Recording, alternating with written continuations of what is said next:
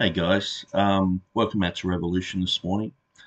This is going to be part 10 of an examination of Scrivener's 190 list when we compare this to the amendments that he made to Beza's 1598 by looking at the 1611 English translation. And so we're on number 10 at the moment, so we're looking at Matthew chapter 13, verse 24. And so I'm going to let you know the answer to all this immediately. I'm going to be a spoiler here. So at the bottom, I've got, so there is no translatable difference in this variant. Okay, so there's quite a lot that goes into this variant, and it's only just two letters. So you're looking at the alpha and you're looking at the omicron. And Speranti or Speranti. Okay.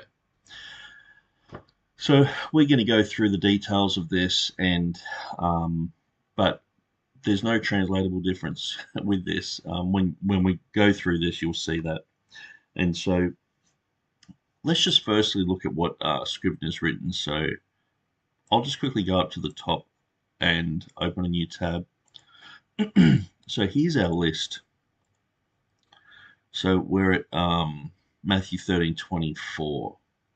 Speranti has Complutensian Polyglot, Colonaeus the Vulgate, so they have that reading. Speranti, Beza, and Citeri Omnes, which is all the other editions. So basically, Beza, all of Beza's editions have Speranti. Okay, so let's just go back to our issue here. Now, I just want to quickly show you that Scrivener, he said it says Speranti, okay? And so he's going with the Complutensian Polyglot down here, the Speranti. All of Beza's editions, all of Stephanus's editions, all of Erasmus's editions, as far as I know. Obviously, if I've written not sure yet, that just means I haven't really gone through these just to double check. But at the end of the day, as time goes on, I'm constantly going through this material, and so I'll be in Stephanus's 1546 and go, oh, I may as well look up Speranti there or Speranti. And the thing is, Beza's basically said here, Citeri Omnes, which means it's in all the editions. So not just in the editions of Beza, like I just said, but in all the previous editions. So except for the ones that he mentions, the Complutensian Polyglot, the Colonaeus, and the Vulgate. Okay. So, sorry, my head was in the way. Complutensian, Colonaeus, and Vulgate there. So we're looking at basically all those say Speranti. And so I've just got to fill in the gaps there. So I just won't go through and copy and paste it until I've actually seen it, because some of these issues deal with that. We've seen sometimes where Scrivener has mistakenly thought that Beza said something and he didn't, and put it as an error. Okay, so the first thing we're going to look at, besides that, is we'll look at what. Actually, I've already got that open. I'll open it here. So this is what we were looking at just before. And so how Scrivener has this is he has the 13, the 24, chapter 13, verse 24, Speranti, Complutensian Polyglot, Colonaeus, Vulgate, Speranti, Beza, Citeri Omnes. Okay, pretty straightforward.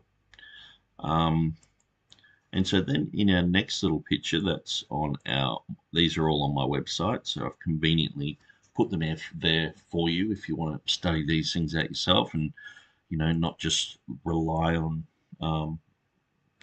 what someone says or what someone's typed out and not in an old book or Scrivener.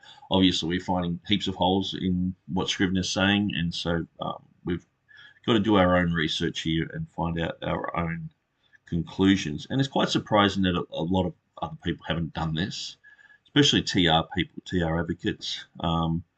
I start talking about this, and many people just copy and paste lists. And some of these lists I've actually helped compile, like the ones on the Textus Receptus Bibles page. And some of them are, like I'm saying, there's no translatable difference. So they'll go on about it and harp on about it. And sometimes I'll be in a Facebook chat or a debate or something, and they'll throw this in. I'm like, well, I actually helped compile that list. It doesn't mean it's translatable. It doesn't mean it makes any difference. But as we're going to see, because it's not translatable, it makes you wonder why Scrivener actually did this at all. So here we have Scrivener's text here. He's 1881. So he finished it in 1880. It was published in 1881, and he has clearly Speranti. And so that is the reading in the Trinitarian Bible Society text, which is around here somewhere. I haven't got it in front of me. So let's go to the next picture. So the next picture is Theodore Beza's 1598, Matthew 13:24, and clearly we have Speranti here. So notice the Omicron there. So I know that looks like an A and a W or something like that, but this is where it really helps too. I'll just quickly go to my main page here. If you go to my main page and you go to books, which is up the top here, I'll just show you a very handy book that will help you read these. The ligatures of early printed Greek. So let's just click on that. And so this shows you can download it on your computer, but this just shows you the different ligatures. And so these are many times it's just the way a word or two letters or sometimes just even one letter is written in a cursive manner or a different way. And many of these are inspired by the manuscript. So if you actually learn these in the printed form, sometimes it helps you in the manuscripts as well. And so I'll just enlarge some of these. It's easier if you just download it and put it on your computer. We might even be able to find that. And so it's in alphabetical order. So I'll just go down. Sigma, here we go. That's looking pretty much like we were looking at. SPI. So that looks like it. Sigma P iota. And so we'll go to, where were we?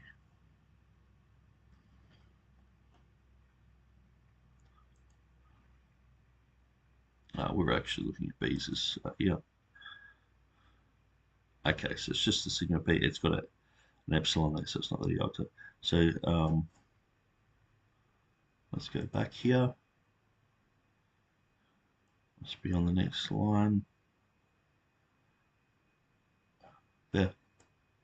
So there we go. So this helps you with understanding sometimes when you're going through Beza's text or Stephanus's text, especially Beza. I mean, you look at this word. I mean, I think that's just a tau. It's just a definite article, and many times you can be helped by looking at at the word preceding, but it's like it helps to know these things when you're going through. And if you get stuck, you can basically just go to that book and have a good look. And every time I've gotten stuck on something and I've gone to that book, I've found something. So you look at this thing. I mean, that's just parabola, and so it looks like a W. That's actually a pi, an alpha, a rho, and another alpha. So it's just a very fancy way of writing it. Okay, and so then we got the King James. So it's translated as another parable he put forth unto them, saying, The kingdom of heaven is likened unto a man which sowed good seed in his field. Okay, which sowed good seed into his field. Okay, so King James has which sowed here. Okay. Now notice it's very important to look at earlier English versions when you're going through these type of topics. There's a Wycliffe translated from the Latin had that sue, so it's a past tense. It's sue that he sowed. Tyndale, when I got not sure yet, I mean that's pretty easy to look up. I just haven't done it.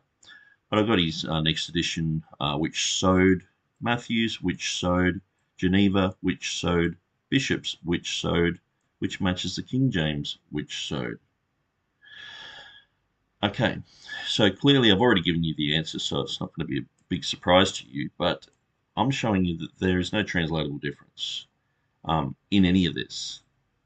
So these are all following Speranti, okay, because they're either following the editions of Erasmus, like Tyndale did, or they're following the editions of Stephanus, which has Speranti, like, say, most likely the Geneva and the bishops followed word for word Stephanus, but there are some words there that, Luke 2:22, where it has her purification, or Mary's purification, actually, which is quite interesting. And so that became a later Beza reading. But then we look at Beza, and so why wouldn't we conclude that this is underlying the King James? Here we get pop-ups for these zip file things. Why wouldn't we conclude that Speranti is underlying the words which sowed in the King James, if all these others, Speranti, in Erasmus, Stephanus, and Beza, we have which sowed, and the King James has which sowed. So it just makes me wonder why Scrivener looked at this and looked at this evidence and went, I think it's Speranti. I think they actually had Speranti there. I think they rejected Beza's reading and went with Speranti. And it just doesn't make any sense. Like, would I assume that Tyndale did that as well? Would I assume that the Geneva did that as well, or the bishops did that as well? No, it's clearly they've followed the Speranti reading and came up with exactly the same conclusion that the King James did. So that's why there's no translatable difference. Because also, I'm going to do a bit of a spoiler here too, when you look at the new versions, it had, who sowed, that's just modern for which sowed, because, it's basically, talking about a person instead of an object. So NIV, NLT, ESV, and New American Standard Bible, Holman Christian Standard Bible, who sowed or who planted in that one. But so there's no translatable difference. So these are all following Speranti. So you've got Speranti up here equals which sowed, which is basically the equivalent of who sowed. Then you've got Speranti down here, which is pretty much the same as who sowed, which sowed. It's who sowed, and there's no difference. So anyway, I could have made the video that short, but I thought I'd just throw in a few things in between and just look at a few other things as to why this became a reading of Beza. I mean, Beza's most likely just following the Stephanus reading here. So anyway, let's just read this. Beza has Speranti, the verb, present active participle, dative, singular, masculine, whereas Scrivener changes it to Speranti. So citing that the 1611 reading comes from the Complutensian Polyglot, Colonaeus, and the Vulgate. The only difference is that Beza has an Omicron, whereas Scrivener has an Alpha. So Scrivener follows the Tischendorf 8th edition and the Westcott and Hort 1881 text. So it's quite interesting that Scrivener's sort of said, the King James reading it sort of matches with Westcott, Hort, and Tischendorf here. Why would he come to that conclusion when all the previous editions have translated it the same way? It just doesn't make any sense to me why he chose this particular one and just ran with that. There's no marginal note, there's no footnote, there's nothing indicating that it is Speranti here. Okay, so Beza has Speranti, Scrivener has Speranti. So in verse 18 of the same chapter, Beza has Sperantos, as also does Beza, so they have exactly the same reading. Okay, which is most of the time, and these two agree most of the time, except for these 190 differences that we're going through. So why has Scrivener wanted to change it in verse 24? Beza in his 1598 Latin parallel column translates Sperantos in Matthew 13:18 as seminat. Eos qui seminat is literally the one who sows. In his 1598 Vulgate column, it has seminatis. The term sower in the King James Version could be rendered having sown, or in a paraphrase, the parable of the one having sown. So I'll just sort of show you, actually that's verse 37, we'll go to 24. I'll just show you some of the modern versions and what they have, So actually, no, we're going back to verse 18, sorry. Verse 18 here. So this is where it's the same word. Listen to what the parable of the sower means. Now listen to the explanation of the parable about the farmer planting seeds. Here the parable of the sower of the one having sown. Notice that's the Berean Literal Bible. That's actually done by Bible Hub.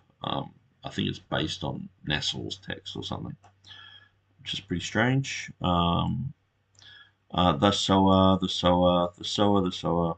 But yeah, there was the one having sowed there.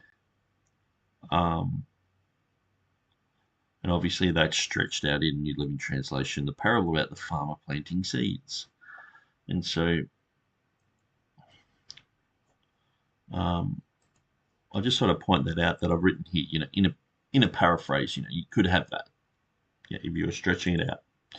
This helps because other times English sower is not used, but he who sows or equivalent. So sometimes it's not using the word sower. It's not naming him. It's not making it a name of someone. The one who is the sower. It's the action that he's doing. And so the verb, he is sowing. So he who sows or equivalent. So verse 24. So the one we're looking at in Beza in his 1598 Latin parallel column has semen. So Speranti occurs in 2 Corinthians 9:10, where the King James has seed to the sower, sowing, both. Whereas Matthew 13:24 has unto a man which sowed, or having sown, good seed in his field. And so we can see here in the Greek the dative here, the iota subscript, the two Speranti, anthropou Speranti, and so we see the dative here as well. And so seed to the sower. So he is sowing, and which sowed, or which having sown. So that's how they're translated. The present participle reading Speranti instead of the aorist participle Speranti is influenced by the explanation of the parable from verse 37. And so this is sort of, I'm basically just going into why Beza chose this above Speranti. Because after from verse 37, it has every witness with the present participle. So remember, in the parable of the sower, Jesus, he offers the parable of the sower, and then he gets his disciples and he talks about the parable. And they say, "Can you explain it?" And so he explains it. And so this is why sometimes um, when there's a parallel, sometimes this can tidy up issues that they can it can be a mirror of something else. And so um, this is the type of explanation that um, uh, this is the type of explanation that Beza was talking about in his footnotes. So we'll go through that in a second. And so while Scrivener makes a difference here, other versions based on the reading of Speranti read equivalent to the King James Version. So we're seeing that they have made no real translatable difference there. So there's no translatable difference in this variant. And also when we look at Hoskier, so it was quite interesting looking at Hoskier. He has this written down. Change of participle tense, aorist for present. Okay, so he's got, he talks about 1318 here as well. So Sperantos, pro is from Sperantos, and so then we've got, the manuscripts, and so this is written in the old sort of style that you've got Aleph, Sinaiticus, B, Vaticanus, and X, W, Phi. You've got a whole bunch of manuscripts here. And then you've got, okay, so you've got Aleph in probably, the asterisk might mean the first hand, and then corrector or something like that. So that's in verse 18. So then we've got verse 24, Speranti, from Speranti, which is quite interesting. And then we've got the manuscripts there. And then he says, it looks as if while Speranti may be right in 1324, that Speranti is right in 1318, and that those manuscripts there are merely trying to, those manuscripts there are merely trying to equate the two passages, which should not equate but differ slightly. And so so that's what he's saying. So this is not the TR reading, or this is the TR reading of Scrivener. He's got Speranti, but he's saying that there should be a difference here, and so the Speranti, and he believes that it was trying to match up with this Sperantos reading earlier in verse 18. So this is what Herman Hoskier said. So, obviously I don't, a lot of people go, well, Herman Hoskier, he's on our team, sort of thing. I don't have a team, really. I mean, most of my team is the King James translators, Theodore Beza, and the Reformation guys. When I get to Dean John William Berg, Scrivener, Hoskier, Miller, and other people, other scholars of that generation, Solomon Milan and other guys, brilliant guys. That they talk about this stuff like it's they know this stuff very well. They've got their head in manuscripts for many years, coming up with all sorts of conclusions. But at the end of the day, I go with Team KJV. I go with Team Beza most of the time, except for probably about 20 differences. And to me, it's not like Beza's there, rolling in his grave, going, "Oh, the King James guys had 20 differences." No, to me, Theodore Beza knew some of the translators or the King James, sometimes the King James translators were, before they were the translators, they were contemporaries with Beza. They were going over and helping him with material. They were going over and doing debates and things like that with him. So it wasn't like, Beza was just, generations and generations before. He was around that generation. He died in 1605. And so, people knew him, that they knew him personally. They were acquainted with him.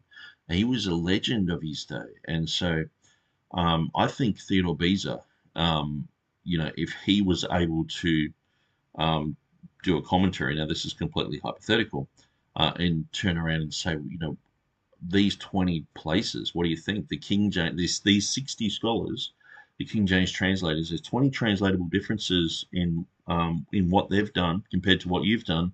What do you think? And he would just be like, well, they've used what I've done as that's my ceiling, but these guys have used that as their platform, as their floor, and they've only made 20 differences. I'm so glad, because he would have made maybe, 60, 100, differences from Stephanus, and Stephanus made, amendments from the Complutensian and from Erasmus, and so to have a team like that of brilliant scholars only make 20 translatable differences, that is like they're actually patting Beza on the back there and saying, well done, mate. You've done a really good job. Look, we only have to change these 20 spots. And I think Theodore Beza had his own team. He had, guys like Tremellius and Janius, working with him. They're brilliant guys, fluent in Hebrew, fluent in Syriac, fluent in Arabic. It's these languages do help. And knowing the Old Testament in these languages helps as well because of the Semitic similarities between the Hebrew, the Syriac, and the Arabic. It helps in translation of the Old Testament, but that helps in bringing things across into the New Testament. It also helps, looking at translations and translational methodology and why that Latin word is translated, the Hebrew this way, or the Arabic this way, or the Syriac this way. And so I think Beza would have been very stoked that there was only that few differences. So at the end of the day, there is no translatable difference in this variant. So with what I've gone through so far, let's go back to the top of the page. Let's reopen this. So we've gone through, 10 so far. There's only one left in Matthew. So I think people who have gone through this playlist, or you've gone through these videos, or even just read my article, you're beginning to see why I don't think Scrivener needed to make these differences. Now, sometimes these differences needed to be made. I mean, I'll just give you a quick example. I've shown it before, but if we just go to John, oops, where are we? I think it's the next page. It's got John. Yeah, here we go. We go to John.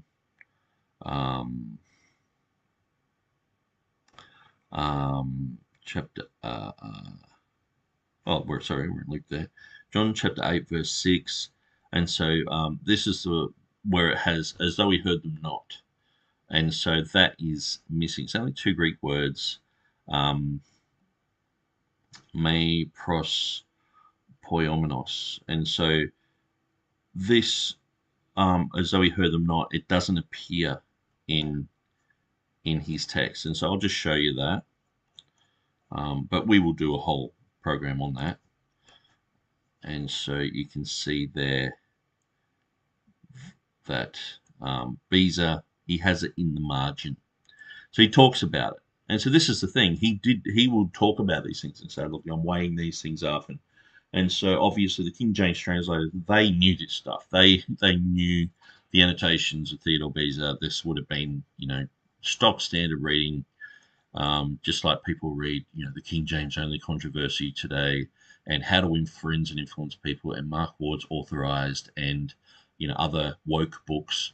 They back then they would have read real things, and they would have gone through the annotations. It would have been stock standard reading for anyone who was wanting to do anything in this type of field. And so, as though we heard them not, and so it's got a bit of manuscript evidence there. It's in the Complutensian, and so this is a difference. Okay, so it's not in the bishops, it's not in the Geneva, but it's in the King James, and so this is a reading where they went, we think that reading should be in, and so they did their own Textus Receptus edition. And so this is one of the things which solves a lot of the problems of the which TR and all this sort of stuff. Yes, the King James translators, they utilized everything that they had. They looked at English translations, they looked at other language translations, they looked at underlying Greek translations, underlying Greek editions, ranging from the Complutensian Polyglot, Erasmus, Stephanus, Beza, Colonaeus, the Wolf edition, and all these other ones that are in between. So there's about 100 different Greek editions. So these guys were going through those and weighing up these things, and so they did their own what would be labeled textual criticism, which was completely different to how they do it today. But it's amazing. People go, did you know that the Textus Receptus guys did textual criticism? Did you know the King James translation? And it's like, duh, but it's different. That's the main point we're bringing across. It's, if we said, the Chinese are practicing politics. So their Communist Manifesto is exactly the same as the Constitution of the United States. It's both politics. It's like, it's really hard to deal with a lot of the low hanging arguments of the critical text guys. These guys are just coming out with all these arguments, and there's so many of them that it actually wearies you to listen to these guys. It's like listening to Kenneth Copeland, and after a while you're like, that one error, okay, is he going to have another error? Yeah, sure. And then you realize the whole subject is an error. He's talking about prosperity and talking about you're going to get rich and you're going to get money and you this and that, and if you give to me you'll get blessed, but he's not giving to others, so he gets blessed. It's like anyway. So there are legitimate concerns, and like I said, about 20 of them. But I think you see where I'm going with this, and so that is just one letter change. And so what I'll quickly do is I'll just go to the actual page. Seeing as I'm on this verse, I may as well have a little bit of bonus information. And so yeah, we can see Hoskier, he's got his thing there.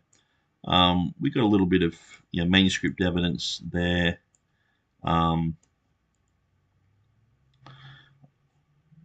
And so Mark Ward said in his article, which TR, there is a present, it's a present participle, versus an aorist participle discrepancy in Matthew 13:24. The difference is between a sower who is sowing, speranti, seed, Stephanus, and one who sowed, speranti, seed, Scrivener. And it's like, so this is the whole which TR thing, like it's the gotcha moment. And it's like, no, the King James translators, they made their own TR. And that's why, Scrivener has attempted to recreate that. He's done a pretty good job. It's very close. But there are a few things like this that are unnecessary, but it's not really even translatable. Even though I would disagree with his conclusion in the Greek, if you translate his text, you'll still basically come up with exactly the same reading. So it's just a nothing. And so, people like Mark Ward, people who really haven't studied these things properly, that they make a lot of deal about these type of things, where at the end of the day, people can go, okay, well, Scrivener's got speranti there. It's still one who sowed, one having sowed, or who sowed, or which sowed. There's no translatable difference. Oh yeah, so we've got the competency in here, so I might just have a quick look at that. So yes, it's got the speranti there. So anthroposperanti, colon sperma. So that's the C, the sperma. Um, so I've got a lot of work to do here. Um, okay, so the Sessa edition. Um, da-da-da.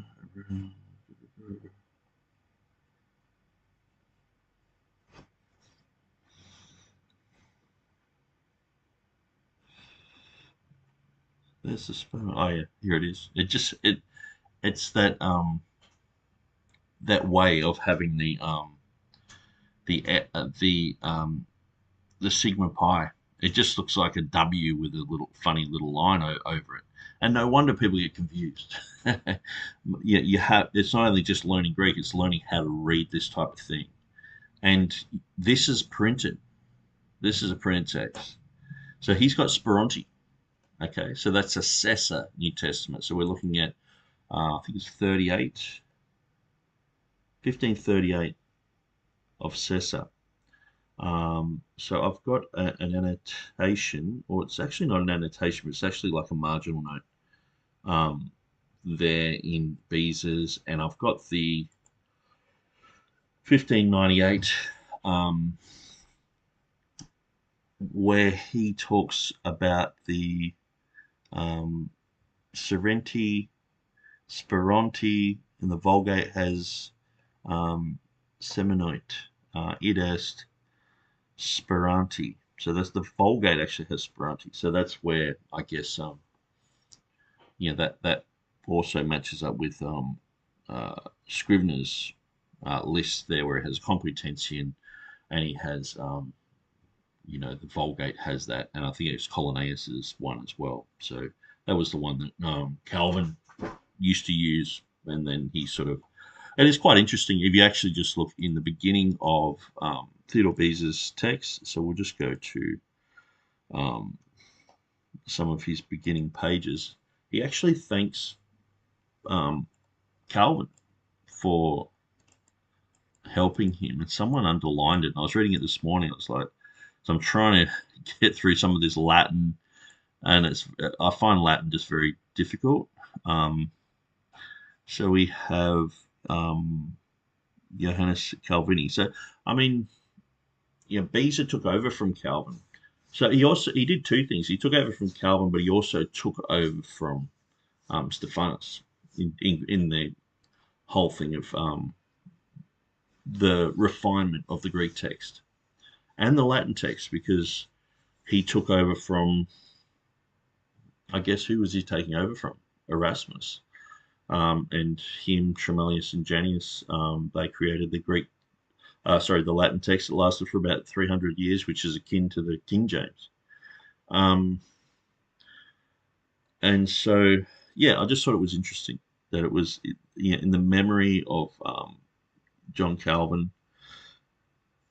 I'm not a Calvinist, but I just find it interesting that and some of these guys, sometimes I'll go through and I'll find a name and I'll Google it, and it's just some legendary scholar who spoke like 6 or 7 different languages, who specialized in some Semitic language or something, and it's like I've never heard of the guy. I really need to get more and more into Reformation history and know who these people are, because it's so fascinating of where this information was coming from and who were contemporaries of Theodore Beza. To me, it's really fascinating. Anyway, that's about it for this program.